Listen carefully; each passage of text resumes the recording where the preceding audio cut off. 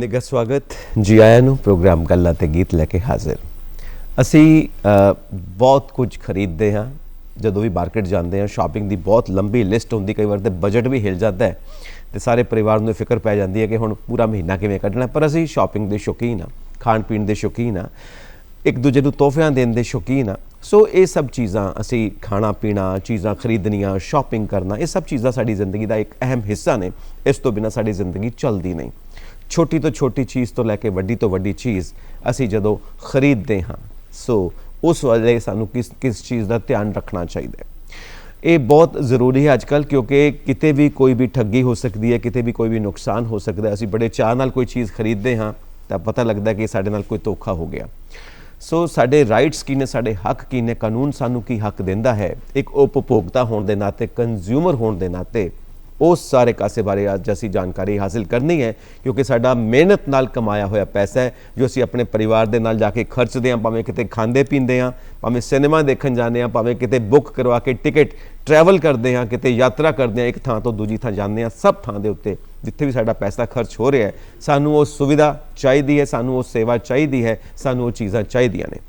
ਅੱਜ 15 ਮਾਰਚ ਹੈ ਤੇ ਵਿਸ਼ਵ ਪੱਧਰ ਦੇ ਉੱਤੇ ਅਸੀਂ ਵਰਲਡ ਕੰਜ਼ਿਊਮਰ ਰਾਈਟਸ ਡੇ ਮਨਾ ਰਹੇ ਹਾਂ ਕਿ ਪੂਰੀ ਦੁਨੀਆ ਦੇ ਵਿੱਚ ਜਿਹੜੇ ਉਪਭੋਗਤਾ ਨੇ ਉਹਨਾਂ ਦੇ ਕੀ ਹੱਕ ਨੇ, ਕੀ ਹਕੂਕ ਨੇ ਕਾਨੂੰਨ ਦੇ ਮੁਤਾਬਿਕ। ਉਸ ਬਾਰੇ ਜਾਣਕਾਰੀ ਹਾਸਿਲ ਕਰਾਂਗੇ। ਸਾਡੇ ਸਟੂਡੀਓਜ਼ ਦੇ ਵਿੱਚ ਮੌਜੂਦ ਨੇ ਮੈਡਮ ਹਰਲੀਨ ਕੌਰ, ਜੋ ਕਿ ਐਡਵੋਕੇਟ ਵੀ ਨੇ, ਸੋਸ਼ਲ ਵਰਕਰ ਵੀ ਨੇ, ਮਤਲਬ ਸਾਡੀ ਹਰ ਤਰ੍ਹਾਂ ਨਾਲ ਸਹਾਇਤਾ ਕਰਦੇ ਨੇ, ਕਾਨੂੰਨੀ ਤੌਰ ਤੇ ਵੀ, ਸਮਾਜਿਕ ਤੌਰ ਤੇ ਵੀ।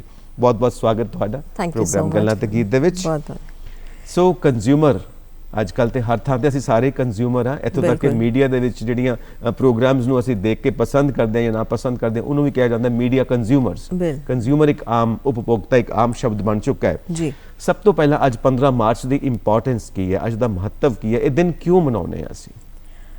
ਦੇਖੋ ਜੀ, ਕੋਈ ਵੀ ਜਦੋਂ ਕੋਈ ਕਾਨੂੰਨ ਬਣਦਾ ਹੈ, ਜਦੋਂ ਤੱਕ ਉਹਦੀ ਨੌਲੇਜ, ਸਾਡੇ ਰਾਈਟਸ ਦੀ ਨੌਲੇਜ ਲੋਕਾਂ ਵਿੱਚ ਨਾ ਆਏ, ਜਾਗਰੂਕਤਾ ਨਾ ਆਏ, ਉਹਦਾ ਕੋਈ ਮਾਇਨੇ ਨਹੀਂ ਰਹਿੰਦਾ।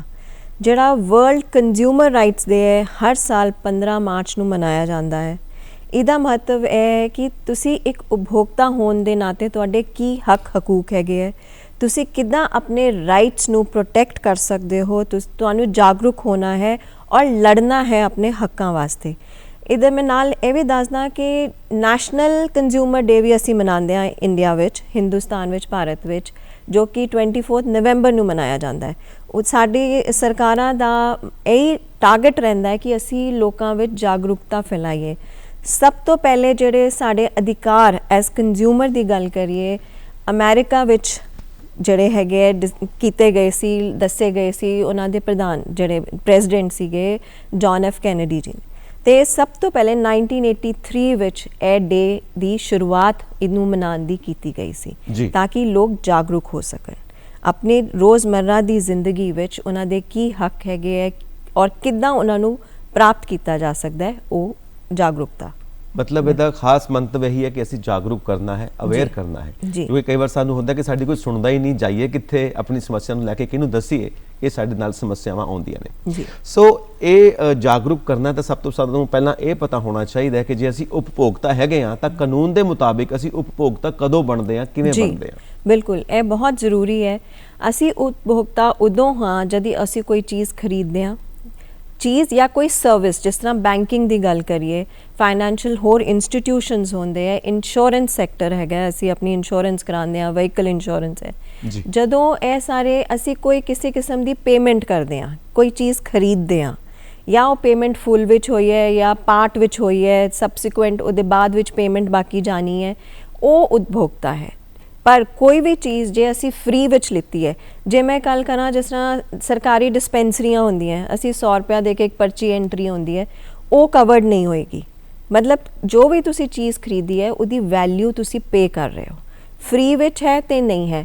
ਨਾਲ ਇਹਦੇ ਵਿੱਚ ਜੇ ਅਸੀਂ ਕੋਈ ਚੀਜ਼ ਖਰੀਦ ਰਹੇ ਹਾਂ ਫਰਦਰ ਸੈਲਿੰਗ ਵਾਸਤੇ, ਜੀ ਉਹਨੂੰ ਅਸੀਂ ਵੇਚਣਾ ਅੱਗੇ, ਉਹ ਵੀ ਇਹਦੇ ਵਿੱਚ ਇਨਕਲੂਡ ਨਹੀਂ ਹੋਏਗੀ। ਸਿਰਫ ਆਪਣੀ ਕੰਜ਼ੰਪਸ਼ਨ ਵਾਸਤੇ, ਆਪਣੇ ਯੂਜ਼ ਵਾਸਤੇ ਜਾਂ ਆਪਣੇ ਪਰਿਵਾਰ ਦੇ, ਇਹ ਵੀ ਨਾਲ ਇਨਕਲੂਡਡ ਹੈ। ਉਹਨਾਂ ਪਰਿਵਾਰ ਵਾਸਤੇ, ਪਰਿਵਾਰ ਦਾ ਕੋਈ ਮੈਂਬਰ ਵੀ ਯੂਜ਼ ਕਰ ਸਕਦਾ ਹੈ। ਜੇ ਅਸੀਂ ਖਰੀਦ ਰਹੇ ਹਾਂ, ਪਰਿਵਾਰ ਦਾ ਮੈਂਬਰ ਵੀ ਉਹਨੂੰ ਯੂਜ਼ ਕਰ ਸਕਦਾ ਹੈ, ਉਹ ਵੀ ਉਪਭੋਗਤਾ ਬਣਦਾ ਹੈ। ਉਹ ਜ਼ਰੂਰੀ ਹੈ, ਕੋਈ ਫ੍ਰੀ ਵਾਲੀ ਨਹੀਂ। ਜਾਂ ਫਿਰ ਕਿਸੇ ਕੰਟਰੈਕਟ ਆਫ ਸਰਵਿਸ, ਕੁਝ ਪ੍ਰੋਫੈਸ਼ਨਸ ਹੁੰਦੇ ਜੋ ਜਿਨ੍ਹਾਂ ਵਿੱਚ ਇੱਕ ਕੰਟਰੈਕਟ ਹੁੰਦਾ ਹੈ ਆਪਸ ਵਿੱਚ ਕੰਮ ਕਰਨ ਦਾ, ਉਹ ਇਹਨਾਂ ਵਿੱਚ ਇਨਕਲੂਡਡ ਨਹੀਂ ਹੁੰਦੇ। ਅੱਛਾ ਜੀ ਜੀ ਸਰ। ਮਤਲਬ ਇਹ ਸਾਰੀਆਂ ਚੀਜ਼ਾਂ, ਇਹ ਪਰਿਭਾਸ਼ਾ ਬਣਦੀ ਹੈ ਸਾਡੇ ਕੰਜ਼ਿਊਮਰ ਹੋਣ ਦੀ। ਜੀ ਬਿਲਕੁਲ। ਸੋ ਇਹ ਹੈ ਕੰਜ਼ਿਊਮਰ, ਇਹ ਹੈ ਉਪਭੋਗਤਾ, ਤੇ ਅੱਜ ਦੇ ਦਿਨ ਦਾ ਮੰਤਵ ਇਹ ਹੈ ਕਿ ਸਭ ਨੂੰ ਜਾਗਰੂਕ ਕਰਨਾ ਹੈ। ਜੀ ਬਿਲਕੁਲ। ਤਾਂ ਹਰ ਸਾਲ ਦਾ ਕੋਈ ਨਾ ਕੋਈ ਅਸੀਂ ਟੀਚਾ ਲੈ ਕੇ ਤੁਰਦੇ ਹਾਂ, ਕੋਈ ਥੀਮ ਲੈ ਕੇ ਤੁਰਦੇ ਹਾਂ।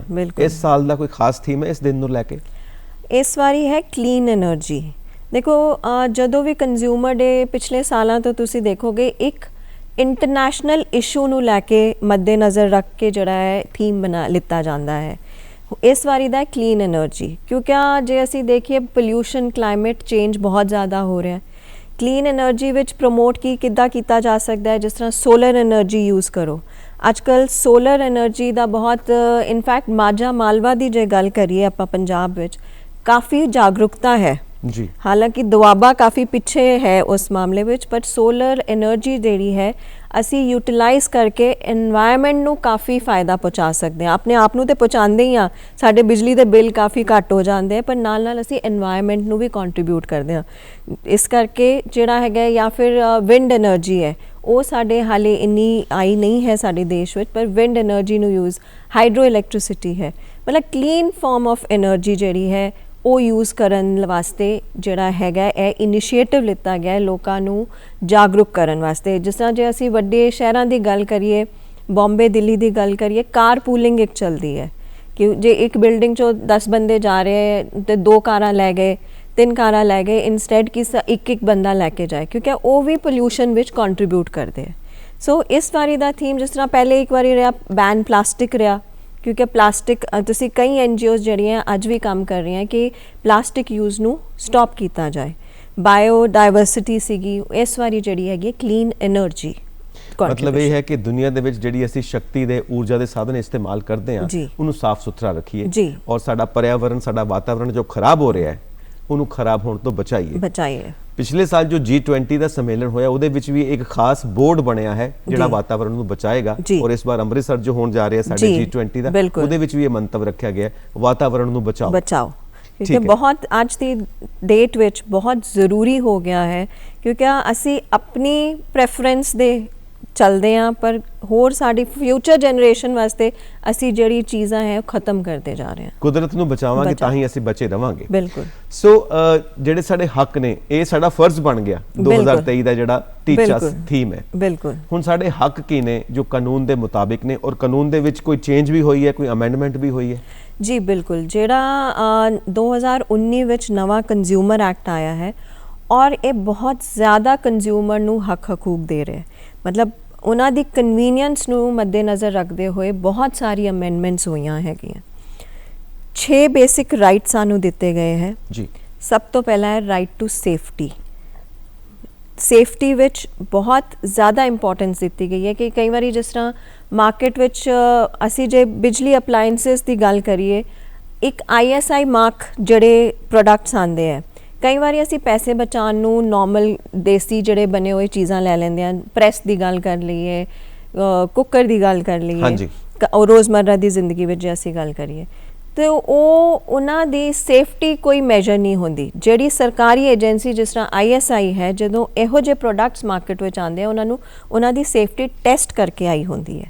ਹਜ਼ਾਰਡੀਅਸ ਸਬਜੈਕਟ, ਹੋਰ ਜਿਸ ਤਰ੍ਹਾਂ ਕੋਈ ਗਲਤ ਦਵਾਈ ਮਾਰਕੀਟ ਵਿੱਚ ਆ ਗਈ ਹੈ, ਜਾਂ ਕੋਈ ਮਾਰਕੀਟ ਦਵਾਈ ਕਿਸੇ ਹੋਰ ਕੰਬੀਨੇਸ਼ਨ ਨਾਲ ਨੁਕਸਾਨ ਪਹੁੰਚਾ ਰਹੀ ਹੈ, ਇਹੋ ਜਿਹੀਆਂ ਚੀਜ਼ਾਂ ਨੂੰ ਦੇ ਖਿਲਾਫ ਸਾਡਾ ਰਾਈਟ ਹੈਗਾ ਸੇਫਟੀ ਦਾ, ਕਿ ਅਸੀਂ ਉਹਨਾਂ ਚੀਜ਼ਾਂ ਤੋਂ ਜਿਹੜੀ ਸਾਨੂੰ ਸੇਫਟੀ ਦੀ ਰਾਈਟ ਹੈਗੀ ਹੈ।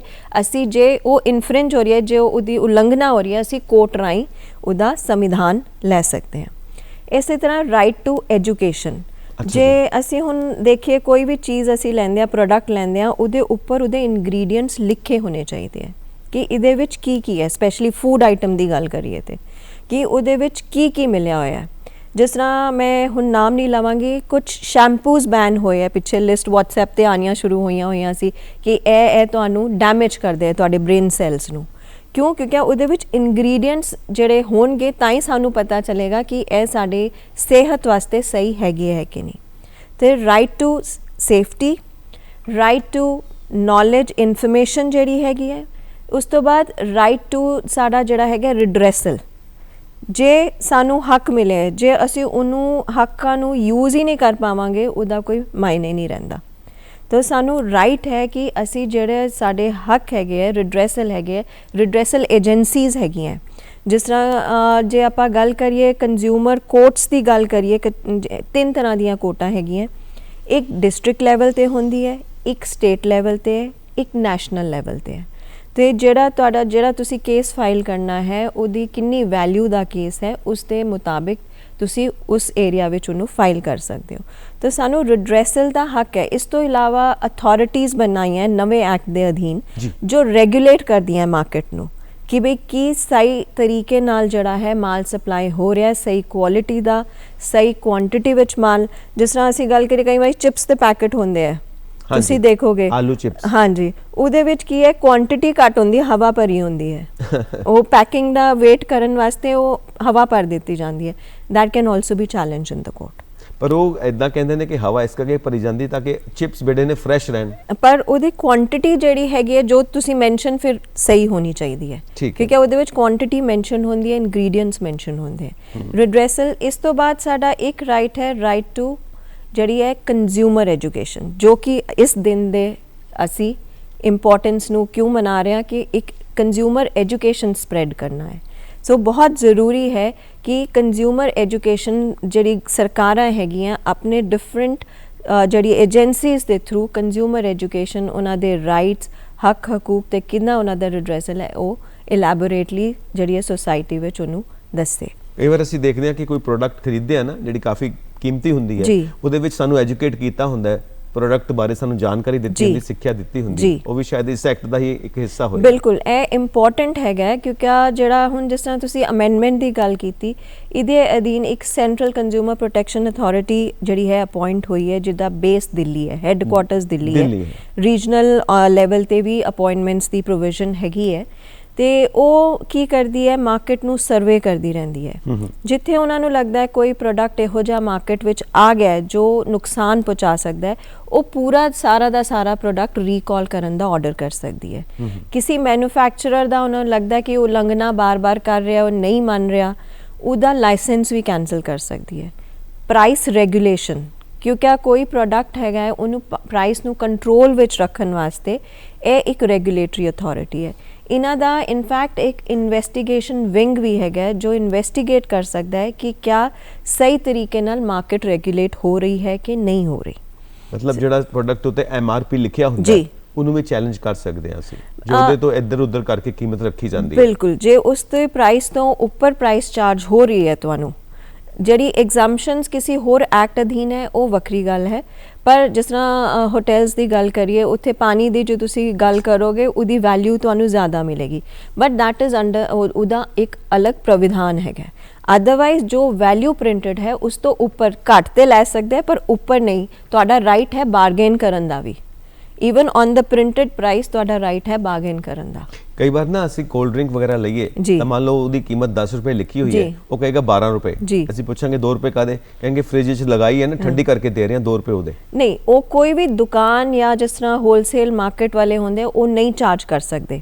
ਇਸ ਲਈ ਮੈਂ ਇੱਕ ਜ਼ਰੂਰੀ ਗੱਲ ਇਹ ਦੱਸਣਾ ਚਾਹਾਂਗੀ, ਬਹੁਤ ਜ਼ਰੂਰੀ ਹੈ ਕਿ ਅਸੀਂ ਜਦੋਂ ਕੋਈ ਚੀਜ਼ ਖਰੀਦਦੇ ਹਾਂ, ਉਹਦਾ ਬਿੱਲ ਜ਼ਰੂਰ ਲਈਏ, ਕਿਉਂਕਿ ਜਦੋਂ ਅਸੀਂ ਕੋਰਟ ਰਾਹੀਂ ਕੋਈ ਰਿਡਰੈਸਲ ਕਰਾਉਣੀ ਹੈ, ਕੋਰਟ ਰਾਹੀਂ ਆਪਣੀ ਅਸੀਂ ਲੈਣੀ ਹੈ ਸੁਵਿਧਾ, ਆਪਣੇ ਰਾਈਟਸ ਵਾਸਤੇ ਲੜਨਾ ਹੈ, ਸਾਨੂੰ ਪ੍ਰੂਫ ਚਾਹੀਦਾ ਹੁੰਦਾ ਹੈ ਕਿ ਅਸੀਂ ਇਹ ਚੀਜ਼ ਖਰੀਦੀ ਹੈ। ਹਾਂਜੀ, ਤੇ ਬਿੱਲ ਲੈਣਾ ਬਹੁਤ ਜ਼ਰੂਰੀ ਹੈ। ਕਈ ਵਾਰੀ ਲੋਕੀ ਟੈਕਸ ਬਚਾਉਣ ਪਿੱਛੇ, ਦੁਕਾਨਦਾਰੀ ਲਾਲਚ, ਅਸੀਂ AC ਖਰੀਦਿਆ, GST ਪੈ ਜਾਏਗੀ ਤੇ ਤੁਹਾਨੂੰ ਹੋਰ 3-4 ਹਜ਼ਾਰ ਦਾ ਫਰਕ ਪੈ ਜਾਏਗਾ, ਤੇ ਅਸੀਂ ਲਾਲਚ ਆ ਜਾਂਦੇ ਹਾਂ, ਅਸੀਂ ਬਿੱਲ ਨਹੀਂ ਖਰੀਦਦੇ। ਤੇ ਕੱਲ ਨੂੰ ਜੇ ਕੋਈ ਡਿਫੈਕਟ ਪੈਂਦਾ, ਫਿਰ ਉੱਥੇ ਜੇ ਤੇ ਤੁਹਾਡਾ ਜਿਹੜਾ ਸਪਲਾਇਰ ਹੈ, ਡੀਲਰ ਹੈ, ਸ਼ਾਪਕੀਪਰ ਹੈ, ਚੰਗਾ ਹੈ, ਤੇ ਤੁਹਾਨੂੰ ਪ੍ਰੋਬਲਮ ਨਹੀਂ ਆਏਗੀ। ਨਹੀਂ ਤੇ ਉੱਥੇ ਫਿਰ ਸਾਨੂੰ ਪ੍ਰੋਬਲਮ ਆਉਂਦੀ ਹੈ। ਪਹਿਲੇ ਪ੍ਰੂਫ ਕਰਨਾ ਕਿ ਭਈ ਤੁਸੀਂ ਇਹ ਚੀਜ਼ ਖਰੀਦੀ। ਮੇਰੇ ਕੋਲ ਇਹੋ ਜਿਹਾ ਇੱਕ ਕੇਸ ਆਇਆ ਸੀਗਾ, ਲੇਡੀ ਨੇ ਕੁਝ ਪ੍ਰੋਡਕਟਸ ਖਰੀਦੇ, ਜਲੰਧਰ ਦਾ ਹੀ ਕੇਸ ਹੈ। ਉਹਨੇ ਔਰ ਕਾਫੀ ਸਾਰਾ ਸਮਾਨ ਇਕੱਠਾ ਖਰੀਦਿਆ, TV ਖਰੀਦੇ, AC ਖਰੀਦੇ, ਉਹਨਾਂ ਤੇ ਕੰਪਨੀ ਬ੍ਰਾਂਡ ਨੇਮ ਲੱਗੇ ਹੋਏ ਸੀ। ਘਰ ਗਈ, AC ਚੱਲਿਆ ਨਹੀਂ, TV 2 ਦਿਨ ਚੱਲਿਆ, ਫਿਰ ਖਰਾਬ। ਉਹਦੇ ਜਿਹੜੇ ਈਵਨ ਜਿਹੜੇ ਸੀਗੇ ਨੇਮ ਲੱਗੇ ਹੋਏ ਕੰਪਨੀਜ਼ ਦੇ, ਉਹ ਨਿਕਲਣੇ ਸ਼ੁਰੂ ਹੋ ਗਏ। ਉਹਨੇ ਜਾ ਕੇ ਸ਼ਿਕਾਇਤ ਕੀਤੀ, ਤੇ ਉੱਥੇ ਜਿਹੜਾ ਸ਼ਾਪਕੀਪਰ ਸੀ, ਉਹ ਮੰਨਿਆ ਹੀ ਨਹੀਂ ਕਿਉਂਕਿ ਉਹਨੇ ਬਿੱਲ ਨਹੀਂ ਲਿੱਤਾ ਸੀ। ਉਹਨੇ ਜਦੋਂ ਲੇਡੀ ਨੇ ਡਿਮਾਂਡ ਕੀਤਾ ਬਿੱਲ, ਉਹ ਕਹਿੰਦਾ ਜਦੋਂ ਤੁਹਾਡੇ ਘਰ ਸਮਾਨ ਆਏਗਾ ਤੁਹਾਨੂੰ ਬਿੱਲ ਦੇ ਜਾਏਗਾ। ਉਹ ਟਾਲਦਾ ਮਟੋਲਦਾ ਰਿਹਾ। ਇੱਕ ਉਹ ਆਪਣਾ ਵਿਜ਼ਿਟਿੰਗ ਕਾਰਡ ਉਹਨੇ ਦੇ ਦਿੱਤਾ ਕਿ ਵੀ ਇਹ ਤੇਰਾ ਵਾਰੰਟੀ ਕਾਰਡ ਹੈ। ਅੱਛਾ ਜੀ। ਤੇ ਉਹ ਵੀ ਲੇਡੀ ਵਿਚਾਰੀ ਇੰਨੀ ਪੜ੍ਹੀ ਲਿਖੀ ਨਹੀਂ ਸੀਗੀ ਔਰ ਗੁੱਡ ਫੇਥ ਵਿੱਚ, ਅਸੀਂ ਕਈ ਵਾਰੀ ਗੁੱਡ ਫੇਥ ਵਿੱਚ ਬਹੁਤ ਕੁਝ ਵਿਸ਼ਵਾਸ ਕਰਕੇ ਬਹੁਤ ਕੁਝ ਕਰ ਜਾਈਦਾ ਹੈ। ਉਹਨੇ ਸਮਾਨ ਇੱਦਾਂ ਹੀ ਚੁੱਕ ਲਿਆ ਔਰ ਅਲਟੀਮੇਟਲੀ ਅੱਜ ਉਹਨੂੰ ਕੋਰਟ ਵਿੱਚ ਪ੍ਰੂਫ ਕਰਨਾ ਬਹੁਤ ਮੁਸ਼ਕਿਲ ਆ ਰਿਹਾ ਹੈ ਕਿਉਂਕਿ ਉਹਦੇ ਕੋਲ ਬਿੱਲ ਹੀ ਨਹੀਂ ਹੈ। ਉਹ ਕਿੱਦਾਂ ਸਾਬਿਤ ਕਰੇਗੀ ਕਿ ਇਸ ਸਮਾਨ ਦੀ ਜਿਹੜੀ ਖਰੀਦ ਕੀਤੀ ਹੈ ਉਹਨੇ ਇਸ ਦੁਕਾਨ ਤੋਂ ਕੀਤੀ ਹੈ। ਉਹ ਇਸ ਤਰ੍ਹਾਂ ਹੈਲਪ ਹੋ ਸਕਦੀ ਕਿ ਜੇ ਉੱਥੇ ਸੀਸੀਟੀਵੀ ਕੈਮਰਾ ਲੱਗਿਆ ਹੋਵੇ ਤੇ ਉਹਦੇ ਚ ਬਿਲਕੁਲ ਪ੍ਰੋਬਲਮ ਇਹ ਆਉਂਦੀ ਹੈ ਦੁਕਾਨਦਾਰ ਕਿਉਂ ਦੇਗਾ ਤੁਹਾਨੂੰ ਸੀਸੀਟੀਵੀ ਕੈਮਰਾ? ਜੇ ਆਸ ਪੜੋਸ ਵਾਲੇ ਤੁਹਾਡੀ ਮਦਦ ਕਰ ਦਿੰਦੇ ਹੈ ਫਿਰ ਉਹਦੀ ਵੱਖਰੀ ਗੱਲ ਹੈ, ਪਰ ਉਹ ਤੇ ਫਿਰ ਡਿਪੈਂਡੈਂਟ ਹੋ ਤੁਸੀਂ। ਇਹਦੇ ਲਈ ਬਹੁਤ ਜ਼ਰੂਰੀ ਹੈ ਕਿ ਅਸੀਂ ਜਦੋਂ ਵੀ ਕੋਈ ਚੀਜ਼ ਖਰੀਦਦੇ ਹਾਂ ਉਹਦਾ ਬਿੱਲ ਅਸੀਂ ਜ਼ਰੂਰ ਲਈਏ। ਅਸੀਂ ਕੁਝ ਪੈਸਿਆਂ ਨੂੰ ਬਚਾਉਣ ਪਿੱਛੇ ਅਸੀਂ ਇਹ ਕੰਮ ਨਾ। ਇਹਦੇ ਵਿੱਚ ਕਿਹੜੀਆਂ ਅਸੀਂ ਸੇਵਾਵਾਂ ਸ਼ਾਮਿਲ ਕਰ ਸਕਦੇ ਹਾਂ, ਕਿਹੜੀਆਂ ਚੀਜ਼ਾਂ ਸ਼ਾਮਿਲ ਕਰ ਸਕਦੇ ਹਾਂ ਜੋ ਇਸ ਐਕਟ ਦੇ ਅਧੀਨ ਸਾਨੂੰ ਸੁਰੱਖਿਆ ਮਿਲਦੀ ਹੈ? ਸਰ ਦੇਖੋ, ਅੱਜ ਦੇ ਟਾਈਮ 'ਤੇ ਜਿਸ ਤਰ੍ਹਾਂ ਅਸੀਂ 2019 ਦੀ ਐਕਟ ਦੀ ਗੱਲ ਕਰੀਏ, दायरा बहुत ਵਧਾ ਦਿੱਤਾ ਗਿਆ ਹੈ। मेडिकल इंडस्ट्री है, ट्रांसपोर्ट इंडस्ट्री है, इंश्योरेंस है, बैंकिंग है, मतलब तुसी कोई भी फूड इंडस्ट्री कोई भी नाम लो, बहुत वाइड पावर्स दे दित्तियां गई हैं। ਜਿਹੜਾ कंज्यूमर है ਉਹਦੇ हक बहुत ज़्यादा ਵੱਧ ਗਏ ਹੈ।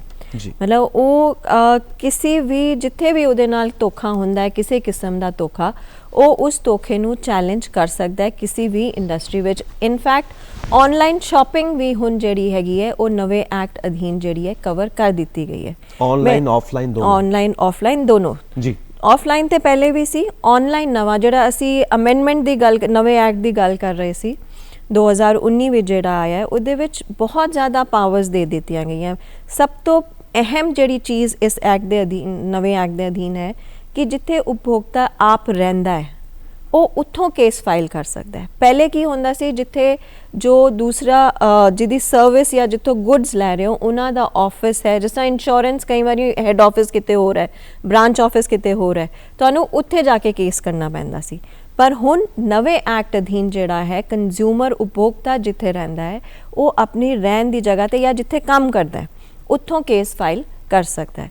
ਇੱਕ ਇਸ ਐਕਟ ਵਿੱਚ ਹੋਰ ਇੰਪੋਰਟੈਂਟ ਜਿਹੜੀ ਚੀਜ਼ ਆਈ ਹੈ, ਪ੍ਰੋਡਕਟ ਲਾਇਬਿਲਿਟੀ। ਹਾਂਜੀ, ਮਤਲਬ ਕਿ ਜਿਸ ਤਰ੍ਹਾਂ ਤੁਸੀਂ ਮੰਨ ਲਓ ਕੋਈ ਪ੍ਰੈਸ਼ਰ ਕੁੱਕਰ ਖਰੀਦਿਆ ਹੈ, ਉਹ ਫਟ ਜਾਂਦਾ ਹੈ, ਜਾਂ ਕੋਈ ਪ੍ਰੈਸ ਲੈਂਦੇ ਹੋ ਉਹ ਕਰੰਟ ਮਾਰਦੀ ਹੈ, ਉਹਦੇ ਵਿੱਚ ਉਹਦੇ ਨਾਲ ਤੁਹਾਨੂੰ ਕੋਈ ਨੁਕਸਾਨ ਹੁੰਦਾ ਹੈ, ਉਸ ਨੁਕਸਾਨ ਵਾਸਤੇ ਵੀ ਤੁਸੀਂ ਕੋਰਟ ਵਿੱਚ ਜਾ ਸਕਦੇ ਹੋ।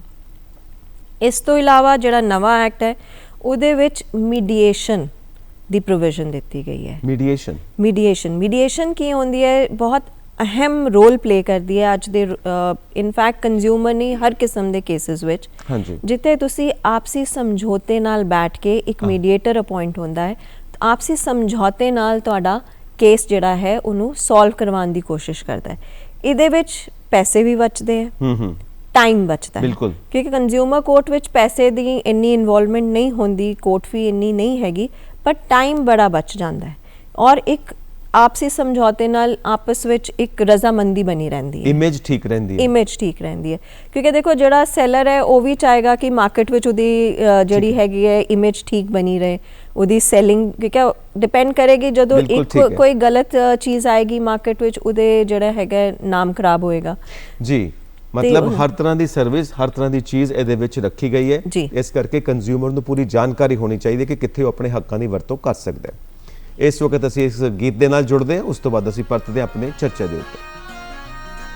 साडे खर्चे बड़े ने मार जाणीए नी उत्तों तंग तू करदी, साडे खर्चे बड़े ने मार जाणीए नी उत्तों तंग तू करदी, जेड़ी महंगी चीज हुंदी बिल्लो राणीए नी उस वल मूंह करदी, साडे खर्चे बड़े ने मार जाणीए नी उत्तों तंग तू करदी।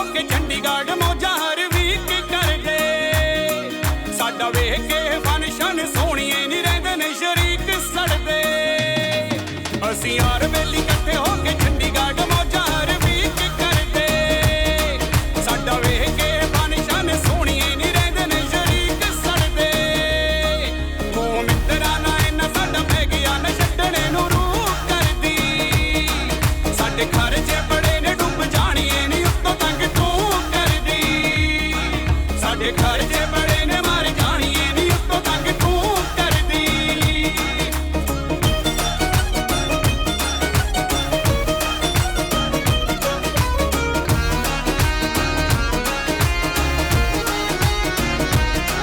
ਗੁਰਜੀਤ ਕੱਕਰਾਲੀ ਪਿੰਡ ਵਾਲਾ ਨੀ ਚੱਲਦਾ ਨਾ ਤੇਰੇ ਨਖਰੇ ਜਿਹੜੇ ਕੁੜੀਆਂ ਦੇ ਪਿੱਛੇ ਮੁੰਡੇ ਘੁੰਮਦੇ ਨਹੀਂ ਹੋਣੇ ਕਿਤੇ ਹੋਰ ਵੱਖਰੇ ਗੁਰਜੀਤ ਕੱਕਰਾਲੀ ਪਿੰਡ ਵਾਲਾ ਨੀ ਚੱਲਦਾ ਨਾ ਤੇਰੇ ਨਖਰੇ ਜਿਹੜੇ ਕੁੜੀਆਂ ਦੇ ਪਿੱਛੇ ਮੁੰਡੇ ਘੁੰਮਦੇ ਨਹੀਂ ਹੋਣੇ ਕਿਤੇ ਹੋਰ ਵੱਖਰੇ ਨੀ ਤੂੰ ਸਾਡੇ ਨਾਲ ਟਾਈਮ ਪਾਸ ਕਰਦੀ ਨਾ ਬਣਨਾ ਤੂੰ ਨੂੰ ਕਰਦੀ ਸਾਡੇ ਖਰਚੇ ਬੜੇ ਨੇ ਡੁੱਬ ਜਾਣੀਏ ਨਹੀਂ ਉੱਤੋਂ ਤੰਗ ਤੂੰ ਕਰਦੀ ਸਾਡੇ ਖਰਚੇ ਬੜੇ ਨੇ ਮਰ ਜਾਣੀ ਤੁਸੀਂ ਵੇਖ ਰਹੇ ਹੋ ਪ੍ਰੋਗਰਾਮ ਗੱਲਾਂ ਤੇ ਗੀਤ। ਅੱਜ ਅਸੀਂ ਗੱਲ ਕਰ ਰਹੇ ਹਾਂ ਕਿ ਪੂਰੇ ਵਿਸ਼ਵ ਦੇ ਵਿੱਚ ਜੋ ਉਪਭੋਗਤਾ ਹੈ ਉਹਦੇ ਹੱਕ ਕੀ ਨੇ। 15 ਮਾਰਚ ਦਾ ਦਿਨ ਇਸ ਸਾਰੇ ਟੀਚੇ ਨੂੰ ਸਮਰਪਿਤ ਹੈ। ਸਾਡੇ ਨਾਲ ਸਟੂਡੀਓਜ਼ ਦੇ ਵਿੱਚ ਨੇ ਮੈਡਮ ਹਰਲੀਨ ਕੌਰ ਜੋ ਕਿ ਸੋਸ਼ਲ ਵਰਕਰ ਵੀ ਨੇ ਤੇ ਐਡਵੋਕੇਟ ਵੀ ਨੇ। ਇਸ ਵਿਸ਼ੇ ਦੇ ਉੱਤੇ ਸਾਨੂੰ ਜਾਣਕਾਰੀ ਦੇ ਰਹੇ ਨੇ ਔਰ ਅਸੀਂ ਹੁਣ ਤੱਕ ਇਹ ਸਾਰੀ ਜਾਣਕਾਰੀ ਹਾਸਿਲ ਕੀਤੀ ਹੈ ਕਿ ਕੋਈ ਵੀ ਖੇਤਰ ਹੋਵੇ ਤੇ ਕੋਈ ਵੀ ਚੀਜ਼ ਹੋਵੇ ਤੁਹਾਡੇ ਕੋਲ ਬਿੱਲ ਹੋਣਾ ਚਾਹੀਦਾ ਹੈ ਤੇ ਤੁਸੀਂ ਜਿੱਥੇ ਵੀ ਚਾਹੋ ਕੋਰਟ ਦੇ ਵਿੱਚ ਇਸ ਨੂੰ ਚੈਲੰਜ ਕਰ ਸਕਦੇ ਹੋ, ਚੁਣੌਤੀ ਦੇ ਸਕਦੇ ਹੋ ਜਿੱਥੇ ਤੁਹਾਨੂੰ ਲੱਗਦਾ ਹੈ ਕਿ ਤੁਹਾਡੇ ਪੈਸੇ ਦੀ ਸਾਰੀ ਵੇਸਟੇਜ ਹੋਈ ਹੈ, ਤੁਹਾਡਾ ਪੈਸਾ ਵਿਅਰਥ ਹੋਇਆ, ਤੁਹਾਡਾ ਸਮਾਂ ਵਿਅਰਥ ਹੋਇਆ, ਤੁਹਾਨੂੰ ਖੱਜਲ ਖੁਆਰ ਕੀਤਾ ਗਿਆ, ਚਾਹੇ ਉਹ ਮੈਡੀਕਲ ਸੈਕਟਰ ਹੋਵੇ, ਇੰਸ਼ੋਰੈਂਸ ਹੋਵੇ, ਚਾਹੇ ਉਹ ਫੂਡ ਇੰਡਸਟਰੀ ਹੈ, ਚਾਹੇ ਉਹ ਕਿਤੇ ਕੋਈ ਜਾਣਾ ਹੈ, ਬੁਕਿੰਗ ਹੈਗੀ ਹੈ, ਕੋਈ ਵੀ ਆਫਲਾਈਨ ਆਨਲਾਈਨ ਤੁਹਾਡੀ ਕੋਈ ਸ਼ਾਪਿੰਗ ਹੈ, ਕੋਈ ਸਿਨੇਮਾ ਹੈ, ਹਰ ਥਾਂ ਦੇ ਉੱਤੇ ਤੁਹਾਨੂੰ ਇਹ ਚੀਜ਼ ਦੇਖਣੀ ਪਏਗੀ ਕਿ ਤੁਹਾਡੇ ਕੋਲ ਇੱਕ ਸਬੂਤ ਹੋਣਾ ਚਾਹੀਦਾ ਹੈ ਕਿ ਤੁਸੀਂ ਇਹ ਸਿੱਧ ਕਰ ਸਕੋ ਕਿ ਇੱਥੋਂ ਤੁਸੀਂ ਇਹ ਸੇਵਾ ਲਿੱਤੀ ਸੀ ਜਾਂ ਇੱਥੋਂ ਤੁਸੀਂ ਇਹ ਚੀਜ਼ ਲਿੱਤੀ ਸੀ। ਜੀ ਹਰਲੀਨ ਮੈਡਮ, ਇਹਦੇ ਨਾਲ ਮੈਂ ਇੱਕ ਹੋਰ ਦੱਸਣਾ ਚਾਹਾਂਗੀ ਕਿ ਅਸੀਂ ਜੋ ਇਹ ਕੇਸ ਹੈਗੇ 2 ਸਾਲ ਦੇ ਅੰਦਰ ਅੰਦਰ ਫਾਈਲ ਕਰਨਾ ਹੁੰਦਾ ਹੈ। ਟਾਈਮ ਲਿਮਿਟ ਹੈ ਇਹ ਨਹੀਂ ਕਿ ਅਸੀਂ ਅੱਜ ਚੀਜ਼ ਖਰੀਦ ਲਈ ਤੇ ਅਸੀਂ ਬੈਠ ਗਏ 10 ਸਾਲ ਬਾਅਦ 5 ਸਾਲ ਬਾਅਦ 2 ਸਾਲ ਦੇ ਅੰਦਰ ਅੰਦਰ ਅਸੀਂ ਕੇਸ ਜਿਹੜਾ ਹੈਗਾ ਉਹ ਦਾਇਰ ਕਰਨਾ ਹੁੰਦਾ ਹੈ।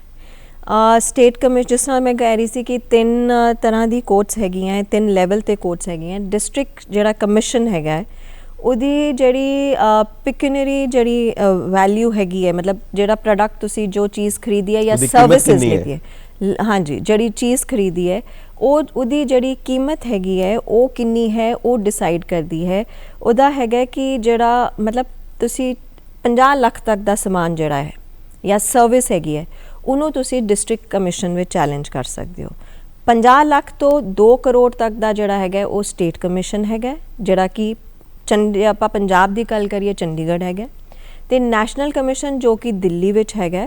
ਜਿੰਨੇ ਵੀ ਕੇਸ 2 ਕਰੋੜ ਦੇ ਉੱਪਰ ਤੱਕ ਦੇ ਹੈ ਉਹ ਡਾਇਰੈਕਟ ਜਿਹੜੇ ਹੈਗੇ ਉਹ ਨੈਸ਼ਨਲ ਕਮਿਸ਼ਨ ਵਿੱਚ ਫਾਈਲ ਕੀਤੇ ਜਾ ਸਕਦੇ। ਜੇ ਅਸੀਂ ਜਿਹੜਾ ਡਿਸਟ੍ਰਿਕਟ ਕਮਿਸ਼ਨ ਹੈਗਾ ਉਹਦੇ ਜਿਹੜਾ ਆਰਡਰ ਆਇਆ ਹੈ ਉਹਦੇ ਨਾਲ ਸਹਿਮਤੀ ਨਹੀਂ ਰੱਖਦੇ, ਅਸੀਂ ਖੁਸ਼ ਨਹੀਂ ਹੈਗੇ, ਉਹਦੇ ਅਗੇਂਸਟ ਅਸੀਂ ਅਪੀਲ ਕਰ ਸਕਦੇ ਹਾਂ ਸਟੇਟ ਕਮਿਸ਼ਨ ਵਿੱਚ 30 ਦਿਨ ਦੇ ਅੰਦਰ ਅੰਦਰ। ਤੇ ਸਟੇਟ ਕਮਿਸ਼ਨ ਦੇ ਆਰਡਰ ਦੇ ਅਗੇਂਸਟ ਅਸੀਂ ਨੈਸ਼ਨਲ ਕਮਿਸ਼ਨ ਜਾ ਸਕਦੇ ਹਾਂ 30 ਦਿਨ ਦੇ ਅੰਦਰ ਅੰਦਰ। ਇਸ ਤੋਂ ਇਲਾਵਾ ਜੇ ਅਸੀਂ ਨੈਸ਼ਨਲ ਕਮਿਸ਼ਨ ਦੇ ਆਰਡਰ ਨਾਲ ਸਹਿਮਤੀ ਨਹੀਂ ਰੱਖਦੇ, ਅਸੀਂ ਸੁਪਰੀਮ ਕੋਰਟ ਆਫ ਇੰਡੀਆ ਵਿੱਚ ਜਾ ਸਕਦੇ ਹਾਂ 30 ਦਿਨ ਦੇ ਅੰਦਰ ਅੰਦਰ ਅਪੀਲ ਵਿੱਚ। ਸੋ ਇਹਦਾ ਸਾਰੇ ਦਾ ਪ੍ਰੋਸੈਸ ਕੀ, ਪ੍ਰੋਸੀਜਰ ਕੀ, ਕਿੱਦਾਂ ਤੁਸੀਂ ਕੰਪਲੇਂਟ ਫਾਈਲ ਕਰੋਗੇ? ਕਿਸੇ ਵਕੀਲ ਦੇ ਥਰੂ ਕਰੋਗੇ, ਆਪੇ ਜਾਓਗੇ, ਕੀ ਕਰੋਗੇ? ਦੇਖੋ ਜਿੱਦਾਂ ਮੈਂ ਕਿਹਾ 2019 ਦਾ ਜਿਹੜਾ ਐਕਟ ਆਇਆ, ਇਨਫੈਕਟ ਪਹਿਲੇ ਪੁਰਾਣੇ ਐਕਟ ਦੇ ਅਧੀਨ ਵੀ ਬਹੁਤ ਈਜ਼ੀ ਪ੍ਰੋਸੀਜਰ ਰੱਖਿਆ ਗਿਆ ਹੈ। ਇਹਦੇ ਵਿੱਚ ਤੁਹਾਨੂੰ ਵਕੀਲ ਹਾਇਰ ਕਰਨਾ ਜ਼ਰੂਰੀ ਨਹੀਂ ਹੈ, ਤੁਸੀਂ ਆਪ ਵੀ ਲੜ ਸਕਦੇ ਹੋ ਅਨਲੈਸ ਕੋਈ ਜੇ ਬਹੁਤ ਟੈਕਨੀਕਲ ਮੈਟਰ ਜਿਸ ਤਰ੍ਹਾਂ ਅਸੀਂ ਮੈਡੀਕਲ ਨੈਗਲੀਜੈਂਸ ਦੀ ਗੱਲ ਕਰੀਏ ਉਹਦੇ ਵਿੱਚ ਤੁਹਾਨੂੰ ਵਕੀਲ ਦੀ ਲੋੜ ਪੈ ਸਕਦੀ ਹੈ। ਸਿੰਪਲ ਪੇਪਰ ਤੇ ਤੁਸੀਂ ਇੱਕ ਆਪਣੀ ਕੰਪਲੇਂਟ ਫਾਈਲ ਕਰਨੀ ਹੈ ਜਿਹਦੇ ਵਿੱਚ ਤੁਹਾਡਾ ਨਾਮ, ਐਡਰੈਸ ਡਿਟੇਲ ਹੋਣੇ ਹੈ, ਜਿਹਦੇ ਪਾਰਟੀ ਦੇ ਖਿਲਾਫ ਤੁਸੀਂ ਕਰ ਰਹੇ ਹੋ ਉਹਦਾ ਨਾਮ ਤੇ ਐਡਰੈਸ ਆਣਾ ਹੈ। ਉਸ ਤੋਂ ਇਲਾਵਾ ਤੁਸੀਂ ਕਿਸ ਦੇ ਮੁਤਲਕ ਕੇਸ ਕਰ ਰਹੇ ਹੋ, ਕੋਈ ਚੀਜ਼ ਖਰੀਦੀ ਜਾਂ ਕੋਈ ਸਰਵਿਸ ਸੀ, ਉਹਦੇ ਨਾਲ ਤੁਹਾਨੂੰ ਕਿੱਦਾਂ ਦਾ ਨੁਕਸਾਨ ਹੋਇਆ, ਤੁਹਾਡੀ ਕਿੱਦਾਂ ਦੀ ਜਿਹੜੀ ਹੈਗੀ ਹੈ ਫਾਈਨੈਂਸ਼ੀਅਲੀ ਤੁਹਾਨੂੰ ਲਾਸ ਹੋਇਆ ਹੈ, ਔਰ ਤੁਸੀਂ ਕੀ ਰਿਲੀਫ ਚਾਹੁੰਦੇ ਹੋ।